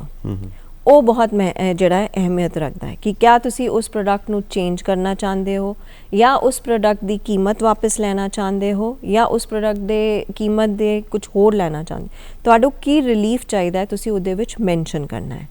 ਔਰ ਇਹ ਤੁਸੀਂ ਰਜਿਸਟਰਡ ਪੋਸਟ ਰਾਹੀਂ ਵੀ ਭੇਜ ਸਕਦੇ ਹੋ, ਆਨਲਾਈਨ ਪੋਰਟਲ ਜਿਹੜਾ ਕਿ ਈ ਦਾਖਲ ਹੈਗਾ ਉਹਦੇ ਤੇ ਜਾ ਕੇ ਤੁਸੀਂ ਕਰ ਸਕਦੇ ਹੋ, ਜਾਂ ਤੁਸੀਂ ਕਿਸੇ ਲਾਇਰ ਨੂੰ ਜਾਂ ਐਡਵੋਕੇਟ ਨੂੰ ਐਂਗੇਜ ਕਰਕੇ ਕੇਸ ਫਾਈਲ ਕਰਵਾ ਸਕਦੇ ਹੋ। ਜੀ, ਮਤਲਬ ਇਹ ਕਿਸੇ ਵੀ ਤਰ੍ਹਾਂ ਨਾਲ ਆਨਲਾਈਨ ਵੀ ਕਰ ਸਕਦੇ ਹੋ ਤੇ ਤੁਸੀਂ ਫਿਜ਼ੀਕਲੀ ਵੀ ਜਾ ਸਕਦੇ ਜਾ ਹੋ, ਕੇ ਆਪ ਵੀ ਕਰ ਸਕਦੇ ਹੋ ਔਰ ਲਾਇਰ ਦੇ ਥਰੂ ਵੀ। ਇਸ ਤੋਂ ਇਲਾਵਾ ਆਨਲਾਈਨ ਈਮੇਲ ਆਈਡੀ ਕਿਹੜੀ ਜਿੱਥੇ ਤੁਸੀਂ ਕਰ ਸਕਦੇ ਹੋ ਸਬਮਿਟ? ਇੱਕ ਤੇ ਈ ਦਾਖਲ ਹੈਗਾ, ਫਿਰ ਇੱਕ ਹੈਗਾ consumerhelpline.gov.in ਜੀ, ਜੋ ਕਿ ਨੈਸ਼ਨਲ ਪੱਧਰ ਤੇ ਜਿਹੜਾ ਹੈਲਪਲਾਈਨ ਹੈਗਾ ਤੇ ਟੋਲ ਫ੍ਰੀ ਨੰਬਰ ਵੀ ਹੈ, ਤੁਸੀਂ ਸਕਰੀਨ ਤੇ ਦੇਖ ਸਕਦੇ ਹੋ। ਈਮੇਲ ਹੈ consumerhelpline.gov.in ਤੇ ਟੋਲ ਫ੍ਰੀ ਨੰਬਰ ਹੈ 1915 1800114000। ਜੀ ਬਿਲਕੁਲ, ਤੁਸੀਂ ਇਹਨਾਂ ਪੋਰਟਲ ਤੇ ਜਾ ਕੇ ਵੀ ਜਿਹੜਾ ਕਰ ਸਕਦੇ ਹੋ। ਇੱਕ ਕੰਜ਼ਿਊਮਰ ਐਪ ਹੈ ਫੋਨ ਤੇ ਜਾਂ ਉਮੰਗ ਐਪ, ਉਹਨੂੰ ਡਾਊਨਲੋਡ ਕਰਕੇ ਵੀ ਤੁਸੀਂ ਜਿਹੜਾ ਹੈ ਕੇਸ ਫਾਈਲ ਕਰ ਸਕਦੇ ਹੋ। ਜਿਹੜਾ ਅਸੀਂ ਕੇਸ ਫਾਈਲਿੰਗ ਦੀ ਗੱਲ ਕਰੀਏ, ਜਿੱਦਾਂ ਅਸੀਂ ਕਿਹਾ ਉਪਭੋਗਤਾ ਆਪ ਕਰ ਸਕਦਾ ਹੈ ਜਾਂ ਕਿਸੇ ਲਾਇਰ ਦੇ ਰਾਹੀਂ ਕਰ ਸਕਦਾ ਹੈ। ਇਸ ਤੋਂ ਇਲਾਵਾ ਜੇ ਕਿਸੇ ਕਾਰਨਵਸ਼ ਉਪਭੋਗਤਾ ਦੀ ਮੌਤ ਹੋ ਗਈ ਹੈ, ਜੇ ਮੰਨ ਲਓ ਮੈਡੀਕਲ ਨੈਗਲੀਜੈਂਸ ਦੇ ਕੇਸਿਸ ਦੀ ਗੱਲ ਕਰੀਏ, ਜਿਹੜੇ ਲੀਗਲ ਹਾਇਰਸ ਹੈਗੇ ਹੈ ਉਹਨਾਂ ਦੇ ਅੱਗੇ ਬੱਚੇ ਪਰਿਵਾਰ, ਉਹ ਵੀ ਕੇਸ ਫਾਈਲ ਕਰ ਸਕਦਾ ਹੈ। ਜੇ ਮਾਈਨਰ ਹੈ ਕੋਈ ਉਪਭੋਗਤਾ, ਬੱਚਾ ਛੋਟਾ ਹੈ 18 ਸਾਲ ਤੋਂ ਨੀਚੇ ਦਾ ਹੈ, ਉਹ ਆਪਣੇ ਪੇਰੈਂਟਸ ਦੇ ਰਾਹੀਂ ਜਾਂ ਲੀਗਲ ਗਾਰਡੀਅਨ, ਜਿੱਥੇ ਕੋਰਟ ਨੇ ਕੋਈ ਲੀਗਲ ਗਾਰਡੀਅਨ ਅਪਾਇੰਟ ਕੀਤਾ ਹੈ, ਉਹਦੇ ਰਾਹੀਂ ਵੀ ਕੇਸ ਜਿਹੜਾ ਹੈ ਫਾਈਲ ਕਰ ਸਕਦਾ ਹੈ। ਜਾਂ ਫਿਰ ਜਿਹੜੀਆਂ ਕਈ ਤਰ੍ਹਾਂ ਦੀਆਂ ਵੋਲੰਟਰੀ ਕੰਜ਼ਿਊਮਰ ਐਸੋਸੀਏਸ਼ਨ ਰਜਿਸਟਰਡ ਹੁੰਦੀਆਂ, ਉਹ ਵੀ ਫਾਈਲ ਕਰ ਸਕਦੀਆਂ। ਜਾਂ ਜਿੱਥੇ ਇੱਕ ਜਾਂ ਦੋ ਉਪਭੋਗਤਾ ਜਿਹੜੇ ਹੈਗੇ ਉਹਨਾਂ ਦਾ ਕਾਮਨ ਇੰਟਰਸਟ ਹੈ, ਇੱਕ ਕੋਈ ਫਾਈਲ ਕਰ ਸਕਦਾ। ਇਹਦੇ ਵਿੱਚ ਮੈਂ ਇੱਕ ਕੇਸ ਤੁਹਾਨੂੰ ਦੱਸਣਾ ਚਾਹਾਂਗੀ। ਜਿਸ ਤਰ੍ਹਾਂ ਇੰਸ਼ੋਰੈਂਸ ਸੈਕਟਰ ਹੈ, ਕਈ ਵਾਰੀ ਫੈਮਿਲੀ ਇੰਸ਼ੋਰੈਂਸ ਲਈਦੀ ਹੈ ਤੇ ਇੱਕ ਬੰਦਾ ਪੇ ਕਰਦਾ ਹੈ, ਜਿਸ ਤਰ੍ਹਾਂ ਹਸਬੈਂਡ ਨੇ ਪੇ ਕੀਤੀ ਆਪਣੀ ਫੈਮਿਲੀ, ਵਾਈਫ ਵਾਸਤੇ, ਬੱਚਿਆਂ ਵਾਸਤੇ, ਤੇ ਜਿਹੜਾ ਕੇਸ ਹੈ ਜੇ ਵਾਈਫ ਨੇ ਕੋਈ ਮੈਡੀਕਲ ਕਰਵਾਇਆ, ਆਪਣਾ ਕੋਈ ਇਸ਼ੂ ਆਇਆ, ਜਿਸ ਤਰ੍ਹਾਂ ਮੰਨ ਲਓ ਆਈ ਦਾ ਆਪਰੇਸ਼ਨ ਕਰਾਇਆ, ਪਹਿਲੇ ਕੀ ਹੁੰਦਾ ਸੀ, ਜਿਹੜਾ ਕੇਸ ਫਾਈਲ ਹੋਣਾ ਸੀ ਉਹਦੇ ਵਿੱਚ ਵਾਈਫ ਨੂੰ ਵੀ ਪਾਰਟੀ ਬਣਨਾ ਪੈਂਦਾ ਸੀ ਜੀ। ਪਰ ਹੁਣ ਜਿਹੜਾ ਹੈਗਾ ਕੇਸ ਲਾਅ ਜਿਹੜਾ ਡਿਸਾਈਡਡ ਕੇਸ ਲਾਅ ਹੈ ਕਿ ਹਸਬੈਂਡ ਜਿਹੜਾ ਹੈ on behalf of the wife, ਆਪਣੀ ਵਾਈਫ ਦੇ ਬਿਹਾਫ ਤੇ ਵੀ ਕੇਸ ਕਰ ਸਕਦਾ ਹੈ, ਕਿਉਂਕਿ ਜਿਹੜਾ ਕੰਸੀਡਰੇਸ਼ਨ, ਜਿਹੜਾ ਪੈਸਾ ਗਿਆ ਹੈ ਇੰਸ਼ੋਰੈਂਸ ਦਾ, ਉਹ ਹਸਬੈਂਡ ਦੇ ਥਰੂ ਗਿਆ ਹੈ। ਜੀ, ਮੈਂ ਇੱਕ ਚੀਜ਼ ਇਹਦੇ ਵਿੱਚ ਲੈਣਾ ਚਾਹਾਂਗਾ, ਕਿਉਂਕਿ ਕੁਝ ਕੇਸ ਸਟੱਡੀ ਜਿੱਦਾਂ ਤੁਸੀਂ ਇੰਸ਼ੋਰੈਂਸ ਸੈਕਟਰ ਦੱਸਿਆ ਹੈ, ਇੱਕ ਹਾਊਸਿੰਗ ਸੈਕਟਰ ਵੀ ਹੈ ਕਿ ਤੁਸੀਂ ਕਿਸੇ ਨਾਲ ਰਜਿਸਟਰੀ ਕਰਵਾ ਲਈ, ਬਿਆਨਾ ਦੇ ਦਿੱਤਾ, ਉਸ ਤੋਂ ਬਾਅਦ ਜਦੋਂ ਫਾਈਨਲ ਪੋਜੈਸ਼ਨ ਲੈਣਾ ਹੈ, ਕੋਈ ਸਮੱਸਿਆ ਆ ਗਈ ਔਰ ਤੁਸੀਂ ਉਹ ਫਾਈਨਲ ਪੇਮੈਂਟ ਨਹੀਂ ਕਰ ਸਕੇ, ਤੇ ਉਹ ਲਾਅ ਦੇ ਮੁਤਾਬਿਕ ਉਹ ਪੈਸਾ ਰੱਖ ਲੇਗਾ, ਕਿਉਂਕਿ ਤੁਸੀਂ ਉਹਦੇ ਨਾਲ ਇਹ ਇਕਰਾਰ ਕੀਤਾ ਹੈ ਕਿ ਉਹ ਪੈਸਾ ਤੇਰਾ ਜਿਹੜਾ ਮੈਂ ਤੈਨੂੰ ਦਿੱਤਾ ਐਡਵਾਂਸ, ਤੇ ਪ੍ਰੋਡਕਟ ਵੀ ਤੁਹਾਡੀ ਨਹੀਂ ਬਣੀ। ਉਸ ਕੇਸ ਦੇ ਵਿੱਚ ਕਿੱਦਾਂ ਕਰੋਗੇ? ਸਰ ਦੇਖੋ, ਜਿਹੜਾ ਉਹ ਹੈਗਾ ਉਹ ਸਿਵਲ ਮੈਟਰ ਹੈ। ਹਾਊਸਿੰਗ ਵਿੱਚ ਕਿੱਦਾਂ ਆਏਗਾ, ਜਿਸ ਤਰ੍ਹਾਂ, ਕਿਉਂਕਿ ਦੇਖੋ ਜਦੋਂ ਇੱਕ ਐਗਰੀਮੈਂਟ ਕੰਟਰੈਕਟ ਐਕਟ ਆ ਜਾਂਦਾ ਉਹਦੇ ਵਿੱਚ, ਜਿਹੜੀ ਤੁਸੀਂ ਗੱਲ ਕਰ ਰਹੇ ਹੋ, ਹਾਊਸਿੰਗ ਵਿੱਚ ਅਸੀਂ ਕਿਹੜੇ ਸਤਰ ਜਿਹੜੇ ਇਨਕਲੂਡ ਹੁੰਦੇ ਕੰਜ਼ਿਊਮਰ ਵਿੱਚ, ਜਿਸ ਤਰ੍ਹਾਂ ਤੁਸੀਂ ਕਿਸੇ ਬਿਲਡਰ ਨਾਲ ਕੰਟਰੈਕਟ ਕੀਤਾ, ਤੁਹਾਨੂੰ ਪੋਜੈਸ਼ਨ ਟਾਈਮ ਸਿਰ ਨਹੀਂ ਮਿਲਿਆ, ਡਿਲੇਡ ਪੋਜੈਸ਼ਨ ਹੈ, ਜਾਂ ਤੁਹਾਨੂੰ ਜਿਹੜਾ ਪੋਜੈਸ਼ਨ ਦਿੱਤਾ ਗਿਆ, ਜੋ ਤੁਹਾਨੂੰ ਦਿਖਾਇਆ ਗਿਆ ਸੀ ਉਸ ਹਿਸਾਬ ਸਿਰ ਨਹੀਂ ਦਿੱਤਾ ਗਿਆ, ਤੁਹਾਡਾ ਜਿਹੜਾ ਘਰ ਬਣਨਾ ਸੀਗਾ ਉਹ ਉਸ ਹਿਸਾਬ ਸਿਰ ਨਹੀਂ ਬਣਿਆ ਜੋ ਕਿ ਅਗਰੀ ਹੋਇਆ ਸੀਗਾ। ਇਹੋ ਜਿਹੀ ਚੀਜ਼ਾਂ ਜਿਹੜੀਆਂ ਹੈਗੀਆਂ ਸਾਡੇ ਅੱਜ ਕੱਲ੍ਹ ਕਾਫੀ ਕੇਸਿਸ ਚੱਲ ਰਹੇ ਹੈ ਡਿਲੇਡ ਪੋਜੈਸ਼ਨ ਦੇ। ਬਿਲਡਰ ਕਹਿੰਦਾ ਮੈਂ 5 ਸਾਲਾਂ 'ਚ ਪੋਜੈਸ਼ਨ ਦੇ ਦਿਆਂਗਾ, ਮਿਲਦੇ 10-15 ਸਾਲ ਹੋ ਜਾਂਦੇ ਆ। ਉਹਦੇ ਵਿੱਚ ਜਿਹੜਾ ਹੈਗਾ ਕੰਜ਼ਿਊਮਰ ਕੋਰਟ ਤੁਸੀਂ ਜਾ ਕੇ ਉਸ ਬਿਲਡਰ ਦੇ ਅਗੇਂਸਟ ਜਾਂ ਉਸ ਸੁਸਾਇਟੀ ਦੇ ਅਗੇਂਸਟ ਕੇਸ ਫਾਈਲ ਕਰ ਸਕਦੇ ਹੋ ਕਿ ਇਹਨਾਂ ਨੇ ਜੋ ਹੈ ਜਿਹੜਾ ਸਾਨੂੰ ਕੰਪਨਸੇਟ ਕੀਤਾ ਜਾਏ, ਪੋਜੈਸ਼ਨ ਦਿੱਤਾ ਜਾਏ, ਜਾਂ ਸਾਡਾ ਜਿਹੜਾ ਪੈਸਾ ਗਿਆ ਉਹਨੂੰ ਵਿਦ ਇੰਟਰਸਟ ਵਾਪਸ ਕੀਤਾ ਜਾਏ। ਤੇ ਇਹਦੇ ਵਿੱਚ ਇਹ ਵੀ ਹੈ ਕਿ ਜਿਸ ਤਰ੍ਹਾਂ ਤੁਸੀਂ ਬੈਂਕ ਤੋਂ ਲੋਨ ਲਿੱਤਾ ਹੈ, ਹਾਂਜੀ, ਤੁਸੀਂ ਤੁਹਾਡੀ ਕਿਸ਼ਤ ਤੇ ਜਾਈ ਜਾ ਰਹੀ ਹੈ, ਪੋਜੈਸ਼ਨ ਤੁਹਾਨੂੰ ਆਇਆ ਨਹੀਂ, ਬੈਂਕ ਤੁਹਾਨੂੰ ਰਜਿਸਟਰੀ ਦੀ ਡਿਮਾਂਡ ਕਰੇਗਾ, ਕਿਉਂਕਿ ਜਦੋਂ ਵੀ ਕੋਈ ਚੀਜ਼ ਤੁਸੀਂ ਬੈਂਕ ਵਿੱਚ ਰੱਖ ਕੇ ਲੋਨ ਲੋਗੇ ਪ੍ਰਾਪਰਟੀ, ਤੁਹਾਨੂੰ ਸੇਲ ਡੀਡ ਰੱਖਣੀ ਪੈਂਦੀ ਹੈ, ਆਪਣੀ ਰਜਿਸਟਰੀ ਰੱਖਣੀ ਪੈਂਦੀ ਹੈ। ਉਹਦੇ ਵਿੱਚ ਤੁਹਾਨੂੰ ਪੀਨਲ ਇੰਟਰਸਟ ਬੈਂਕ ਲਗਾਉਣ ਦਾ ਹੱਕ ਰਹਿੰਦਾ ਉਹਨੂੰ RBI ਗਾਈਡਲਾਈਨਸ ਦੇ ਅੰਦਰ। ਤਦ ਤੁਸੀਂ ਕੰਜ਼ਿਊਮਰ ਕੋਰਟ ਜਾ ਸਕਦੇ ਹੋ, ਉਹ ਵੀ ਕਿ ਜਿਹੜਾ ਪੈਸਾ ਤੁਹਾਡਾ ਐਜ਼ ਇੰਟਰਸਟ ਬੈਂਕ ਨੂੰ ਜਾ ਰਿਹਾ ਉਹ ਵੀ ਬਿਲਡਰ ਦੇ ਰਾਹੀਂ ਪੇ ਕੀਤਾ ਜਾਏ, ਤੁਹਾਨੂੰ ਬਿਲਡਰ ਦੇ ਤੁਸੀਂ ਕਲੇਮ ਕਰ ਸਕਦੇ ਹੋ। ਇਹ ਤੁਹਾਡਾ ਹਾਊਸਿੰਗ ਵਿੱਚ ਸਾਰਾ ਕਵਰ ਹੋਏਗਾ। ਮਤਲਬ ਸਾਰੀ ਡਿਟੇਲ ਤੁਹਾਨੂੰ ਪਤਾ ਹੋਣੀ ਚਾਹੀਦੀ ਹੈ, ਤਾਂ ਬਿਲਕੁਲ। ਤੁਸੀਂ ਜਾ ਕੇ ਆਪਣਾ ਕੇਸ ਆਪਣੇ ਆਪ ਵੀ ਲੜ ਸਕਦੇ ਹੋ, ਵਕੀਲ ਦੇ ਜ਼ਰੀਏ ਵੀ ਲੜ ਸਕਦੇ ਹੋ। ਬਿਕਾਜ਼ ਦੇਖੋ ਕਈ ਵਾਰੀ ਅਗਰੀਮੈਂਟ ਵੀ ਇਹੋ ਜਿਹੇ ਬਣ ਜਾਂਦੇ ਆ ਜਿਹੜੇ ਵਨ ਸਾਈਡਡ ਹੁੰਦੇ ਆ, ਬਿਲਡਰ ਸਾਰੇ ਆਪਣੇ ਵੱਲ ਦੀ ਗੱਲ ਲਿਖ ਦਿੰਦਾ ਹੈ। ਹਾਂਜੀ, ਉਹੋ ਜਿਹੇ ਅਗਰੀਮੈਂਟ ਨੂੰ ਵੀ ਤੁਸੀਂ ਕੋਰਟ ਵਿੱਚ, ਕੰਜ਼ਿਊਮਰ ਕੋਰਟ ਵਿੱਚ ਚੈਲੰਜ ਕਰ ਸਕਦੇ ਹੋ, ਜਿੱਥੇ ਜਿਹੜਾ ਕਲੌਜ਼ ਆਇਆ ਹੈ ਉਹ ਕਿਸੇ ਕਿਸਮ ਨਾਲ ਨੁਕਸਾਨ ਪਹੁੰਚਾਉਂਦਾ ਹੈ ਇੱਕ ਕੰਜ਼ਿਊਮਰ ਨੂੰ। ਇੱਕ ਮੈਂ ਇਹਦੇ ਨਾਲ ਇੱਕ ਹੋਰ ਗੱਲ ਦੱਸਦੇ ਹਾਂ, ਕਈ ਵਾਰੀ ਅਸੀਂ ਕੈਸ਼ ਮੀਮੋ ਜਿਹੜਾ ਬਿੱਲ ਲੈਂਦੇ ਆ ਉਹਦੇ ਉੱਪਰ ਲਿਖਿਆ ਹੁੰਦਾ ਨੋ ਐਕਸਚੇਂਜ, ਨੋ ਰਿਟਰਨ।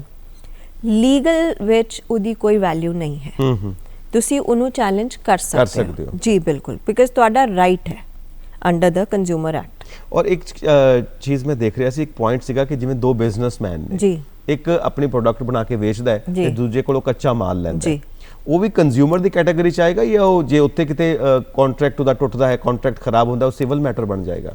ਸਰ ਇਹਦੇ ਵਿੱਚ ਜੇ ਅਸੀਂ ਗੱਲ ਕਰੀਏ ਤੇ ਇਹ ਕਮਰਸ਼ੀਅਲ ਟ੍ਰਾਂਜੈਕਸ਼ਨ ਹੈ, ਕਿਉਂਕਿ ਅਨਲੈਸ ਇਹਦੇ ਵਿੱਚ ਇੱਕ ਐਕਸਕਲੂਜਨ ਹੈ, ਪ੍ਰੋਵੀਜ਼ੋ ਹੈ ਕਿ ਜੇ ਤੁਸੀਂ ਆਪਣੀ ਲਾਈਵਲੀਹੁੱਡ ਵਾਸਤੇ ਕਮਾ ਰਹੇ ਹੋ।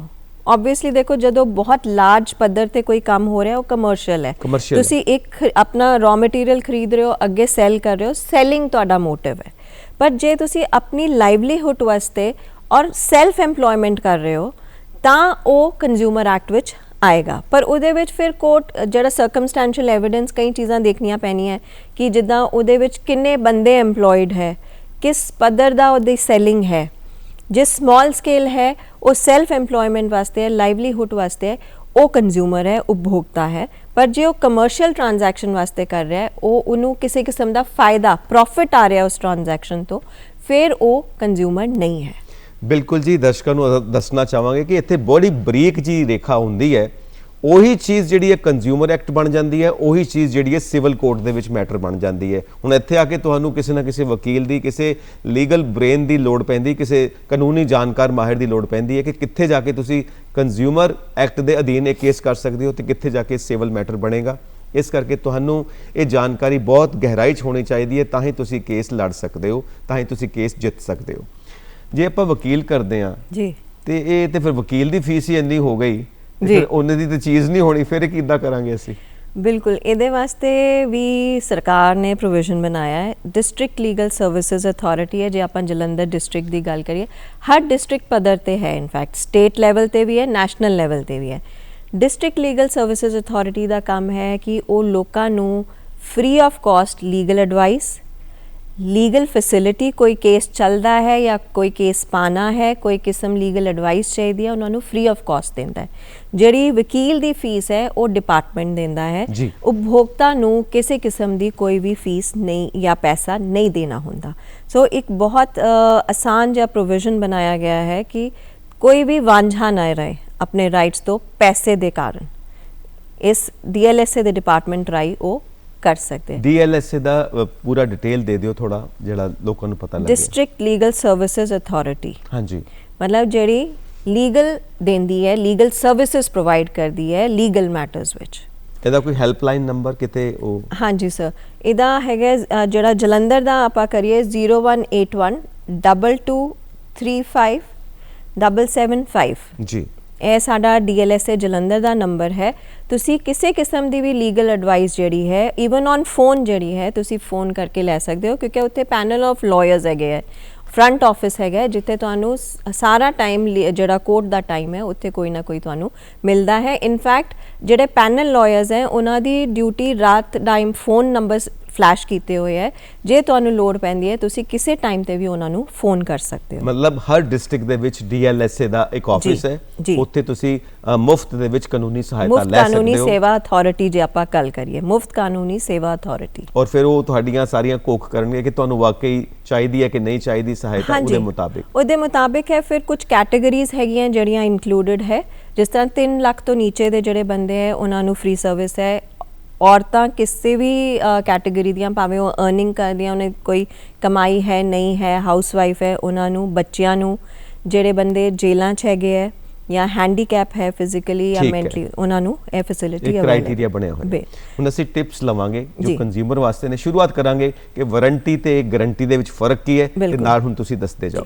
ਸਰ, ਵਾਰੰਟੀ ਆਪਾਂ ਗੱਲ ਕਰੀਏ ਤੇ ਇੱਕ ਵਾਰੰਟੀ ਕਾਰਡ ਰਿਟਨ ਵਿੱਚ ਹੁੰਦੀ ਹੈ। ਗਾਰੰਟੀ ਜੋ ਹੈ ਮੋਰ ਆਫ ਓਰਲ ਇੱਕ ਪ੍ਰੋਮਿਸ ਹੈਗਾ ਮੈਨੂਫੈਕਚਰਰ ਵੱਲੋਂ ਕਿ ਮੇਰਾ ਪ੍ਰੋਡਕਟ ਤੁਹਾਨੂੰ ਇਹ ਕੁਆਲਿਟੀ ਦੇਗਾ।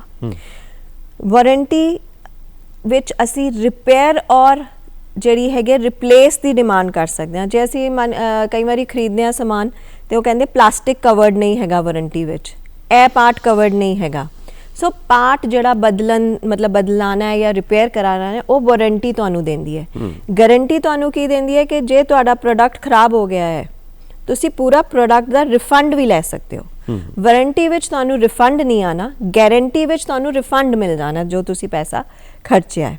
ਤੇ ਇੱਕ ਵਾਰੰਟੀ ਦਾ ਫਾਇਦਾ ਜੋ ਹੈ ਉਹ ਰਾਈਟਿੰਗ ਵਿੱਚ ਹੈ, ਅਸ਼ੋਰੈਂਸ ਰਾਈਟਿੰਗ ਵਿੱਚ ਹੈ। ਗਾਰੰਟੀ ਵਿੱਚ ਜਿਹੜਾ ਹੈਗਾ ਉਹ ਓਰਲ ਅਸ਼ੋਰੈਂਸ ਹੈਗਾ ਹੈ ਕਿ ਤੁਸੀਂ ਜ਼ੁਬਾਨੀ ਕਿ ਤੁਸੀਂ ਤੁਹਾਨੂੰ ਪ੍ਰੋਡਕਟ ਜਿਹੜਾ ਹੈ ਤੁਸੀਂ ਜਿਹੜਾ ਹੈ ਸੇਲ ਜਿਹੜਾ ਤੁਹਾਨੂੰ ਕੀਤਾ ਗਿਆ ਹੈ ਉਹਦਾ ਤੁਸੀਂ ਰਿਫੰਡ ਲੈ ਸਕਦੇ ਹੋ, ਉਹਦਾ ਤੁਸੀਂ ਰਿਪੇਅਰ ਕਰਾ ਸਕਦੇ ਹੋ ਜਾਂ ਪੂਰਾ ਪ੍ਰੋਡਕਟ ਜਿਹੜਾ ਹੈ ਉਹ ਚੇਂਜ ਕਰਵਾ ਸਕਦੇ ਹੋ। ਜੀ ਹੁਣ ਤੁਸੀਂ ਸਾਨੂੰ ਟਿਪਸ ਦੇ ਦਿਓ ਕਿ ਇੱਕ ਸੁਰੱਖਿਆ ਕਿਵੇਂ ਕਰੇ ਇੱਕ ਕੰਜ਼ਿਊਮਰ, ਇੱਕ ਉਪਭੋਗਤਾ ਆਪਣੀ। ਸਭ ਤੋਂ ਪਹਿਲੇ ਤੇ ਜ਼ਰੂਰੀ ਹੈ ਜੀ ਕਿ ਅਸੀਂ ਆਪਣੇ ਰਾਈਟਸ ਨੂੰ ਪਹਿਚਾਨੀਏ। ਰਾਈਟਸ ਕੀ ਹੈ ਔਰ ਜਿਹੜਾ ਐਕਟ ਹੈਗਾ ਹੈ ਉਹ ਕੀ ਸਾਨੂੰ ਪ੍ਰੋਵੀਜ਼ਨਸ ਦਿੰਦਾ ਹੈ, ਕੀ ਸਹੂਲਤਾਂ ਦਿੰਦਾ ਹੈ। ਤੇ ਅਸੀਂ ਜਦੋਂ ਵੀ ਕੋਈ ਚੀਜ਼ ਸਾਡੀ ਜਿਹੜੀ ਹੈ ਸਾਡੇ ਤੋਂ ਲਿੱਤੀ ਜਾਂਦੀ ਹੈ ਉਹਦੇ ਵਾਸਤੇ ਅਸੀਂ ਜਾ ਕੇ ਜਿਹੜਾ ਹੈ ਕੋਰਟ ਨੂੰ ਆਪਣਾ ਅਪਰੋਚ ਕਰੀਏ ਤੇ ਸਿਰਫ ਘਰ ਬੈਠ ਕੇ ਨਾ ਖਤਮ ਕਰ ਦਈਏ ਗੱਲ। ਜਿੱਦਾਂ ਅਸੀਂ ਕੈਰੀ ਬੈਗਸ ਦੀ ਗੱਲ ਕਰੀਏ, ਇੱਕ ਟਾਈਮ ਤੇ ਕੰਪਨੀਜ਼ ਨੇ ਸ਼ੁਰੂ ਕਰਤਾ ਸੀ ਕਿ ਆਪਣੀ ਜਿਹੜੀ ਐਡ ਇਹਨਾਂ ਪੇਪਰ ਬੈਗਸ ਰਾਹੀਂ, ਬਿਕੋਜ਼ ਪਹਿਲੇ ਪਲਾਸਟਿਕ ਬੈਗ ਸੀਗੇ ਉਹ ਬੈਨ ਹੋ ਗਏ, ਉਹਨਾਂ ਕਰਕੇ ਉਹਨਾਂ ਨੂੰ ਪੇਪਰ ਬੈਗਸ ਲਿਆਣੇ ਪਏ ਜਿਹੜੇ ਮਹਿੰਗੇ ਸੀਗੇ ਪੈਂਦੇ। ਉਹਨਾਂ ਨੇ ਚਾਰਜ ਕਰਨੇ ਸ਼ੁਰੂ ਕਰਤੇ, ਨਾਲ ਆਪਣੀ ਐਡ ਕਰਨੀ ਸ਼ੁਰੂ ਕਰਤੀ ਉਹਨਾਂ ਦੇ ਥਰੂ। ਤੇ ਉਹ ਜਿਹੜਾ ਹੈਗਾ ਸਭ ਤੋਂ ਪਹਿਲੇ ਚੰਡੀਗੜ੍ਹ ਵਿੱਚ ਚੈਲੰਜ ਹੋਇਆ ਸੀ ਕੋਰਟ ਵਿੱਚ ਸਟੇਟ ਕਮਿਸ਼ਨ ਕਿ ਇਹਨਾਂ ਨੂੰ ਕੋਈ ਹੱਕ ਨਹੀਂ ਹੈ ਕਿ ਉਹ ਪੇਪਰ ਬੈਗ ਦੇ ਪੈਸੇ ਲੈਣ ਤੇ ਆਪਣੀ ਐਡਵਰਟਾਈਜ਼ਮੈਂਟ ਵੀ ਮੇਰੇ ਥਰੂ ਕਰਾਉਣ। ਬੜਾ ਪ੍ਰੋਮੀਨੈਂਟ ਬ੍ਰਾਂਡ ਸੀਗਾ ਜਿਹਦੇ ਥਰੂ ਕੇਸ ਜਿਹਦੇ ਅਗੇਂਸਟ ਹੋਇਆ ਸੀਗਾ ਔਰ ਕੋਰਟ ਨੇ ਆਰਡਰ ਕੀਤਾ ਸੀ ਕਿ ਜੇ ਤੁਸੀਂ ਬ੍ਰਾਂਡਿੰਗ ਕਰ ਰਹੇ ਹੋ ਤੁਸੀਂ ਚਾਰਜ ਨਹੀਂ ਕਰ ਸਕਦੇ। ਤੇ ਉਹ ਸੀਗਾ ਕਿ ਅਸੀਂ ਜਾਗਰੂਕ ਹੈਗੇ ਹਾਂ, ਸਾਡੇ ਰਾਈਟ ਅਸੀਂ ਪਹਿਚਾਨਾਂਗੇ ਤਾਂ ਹੀ ਅਸੀਂ ਆਪਣੇ ਰਾਈਟਸ ਵਾਸਤੇ ਲੜ ਪਾਵਾਂਗੇ। ਜਾਗਰੂਕਤਾ ਜੋ ਕਿ ਮੋਟਿਵ ਹੈ ਇਸ ਦਿਨ ਨੂੰ ਮਨਾਉਣ ਦਾ, ਨਾਲ ਹੀ 24 ਨਵੰਬਰ ਜਿਹੜਾ ਮੈਂ ਕਿਹਾ ਨੈਸ਼ਨਲ ਕੰਜ਼ਿਊਮਰ ਰਾਈਟਸ ਡੇ ਨੂੰ ਮਨਾਉਣ ਦਾ, ਕਿ ਅਸੀਂ ਇੱਕ ਜਾਗਰੂਕਤਾ ਫੈਲਾਈਏ, ਜੋ ਸਾਡੇ ਹੱਕ ਹੈ ਅਸੀਂ ਅੱਗੇ ਵੀ ਲੋਕਾਂ ਨੂੰ ਦੱਸੀਏ। ਓਕੇ, ਜਿੱਦਾਂ ਹੀ ਉਹ ਕਿਹਾ ਜਾਂਦਾ ਨਾ ਮੁਹਿੰਮ ਚੱਲਦੀ ਹੈ ਜਾਗੋ ਗ੍ਰਾਹਕ ਜਾਗੋ, ਜਾਗੋ ਗ੍ਰਾਹਕ ਜਾਗੋ। ਇਨਫੈਕਟ ਜਿਹੜਾ ਮਿਨਿਸਟਰੀ ਹੈ ਕੰਜ਼ਿਊਮਰ ਅਫੇਅਰਸ ਉਹ ਮੈਗਜ਼ੀਨ ਵੀ ਉਪਭੋਗਤਾ ਜਾਗਰਣ ਮੈਗਜ਼ੀਨ ਵੀ ਚਲਾਉਂਦਾ ਹੈ ਜੋ ਕੁਆਰਟਰਲੀ ਬੇਸਿਸ ਤੇ ਪ੍ਰਿੰਟ ਹੁੰਦੀ ਹੈ। ਦੂਰਦਰਸ਼ਨ ਤੇ ਜਿਸ ਤਰ੍ਹਾਂ ਤੁਹਾਡੇ ਪ੍ਰੋਗਰਾਮਸ ਆਉਂਦੇ ਰਹਿੰਦੇ ਹੈ ਉਪਭੋਗਤਾ ਰਿਲੇਟਡ ਪ੍ਰੋਗਰਾਮਸ, ਜਾਗਰੂਕਤਾ ਦੇ ਪ੍ਰੋਗਰਾਮਸ ਵੀ ਆਉਂਦੇ ਰਹਿੰਦੇ ਹੈ। ਸਰਕਾਰਾਂ ਜਿਹੜੀਆਂ ਹੈਗੀਆਂ ਆਪਣੇ ਵੱਲੋਂ ਕੋਸ਼ਿਸ਼ ਕਰਦੀਆਂ, ਪਰ ਸਾਨੂੰ ਸਭ ਤੋਂ ਪਹਿਲੇ ਜਾਗਰੂਕ ਹੋਣਾ ਪਏਗਾ, ਆਪਣੇ ਹੱਕ ਪਹਿਚਾਨਣੇ ਪੈਣਗੇ। ਜੀ ਬਿਲਕੁਲ ਠੀਕ ਹੈ, ਜਾਗਰੂਕ ਹੋਵੋ ਔਰ ਆਪਣੇ ਆਪ ਨੂੰ ਬਚਾਓ। ਬਹੁਤ ਬਹੁਤ ਸ਼ੁਕਰੀਆ ਤੁਹਾਡਾ। ਬਹੁਤ ਬਹੁਤ ਸ਼ੁਕਰੀਆ ਜੀ ਤੁਹਾਡਾ ਵੀ ਸ਼ੁਕਰੀਆ।